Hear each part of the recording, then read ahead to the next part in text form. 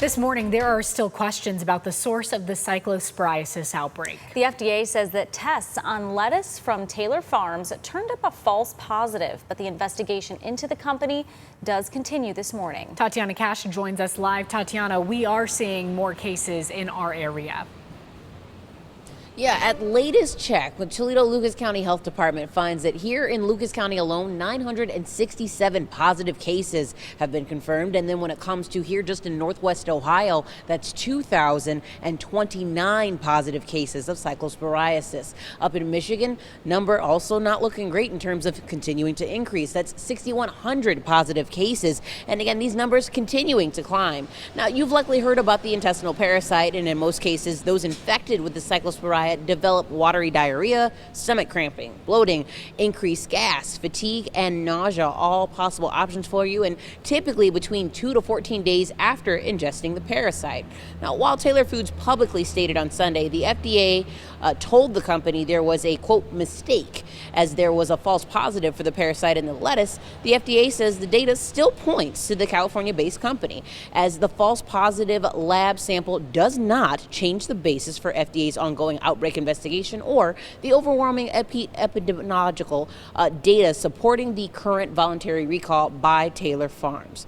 Of shredded iceberg lettuce, I should say, products from 27 states, all sourced from central Mexico. Therefore, precautions are key for lettuce. It's not, though, the only leafy green vegetable to watch out for. Health officials are saying to keep an eye on all fresh fruits and vegetables. We may never isolate the pathogen directly from a food sample, and that's why we really rely on that traceback process, because in a lot of cases there are a few areas it's like, okay, we're pretty certain it came from here based on the number of people who consumed this particular food product, even if we don't find it in that food product. Now, while no one has died, thankfully, from this intestinal parasite, there have been hospitalizations. Here in Ohio, nearly 100 hospitalizations have come from this. In addition, over in Michigan, there have been over 100 cases when it comes to hospitalizations. So medical professionals, again, encouraging everyone to, while also keeping an eye on your fresh fruits and vegetables, wash them thoroughly before you eat them. Send it back to you in the studio. Tatiana, we know some businesses in our area are taking extra precautions to avoid spreading this intestinal illness, even though there have been no cases linked to them.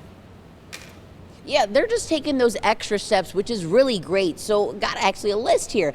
The Salad Galley in Oregon is now using heads of lettuce versus bags of romaine and iceberg.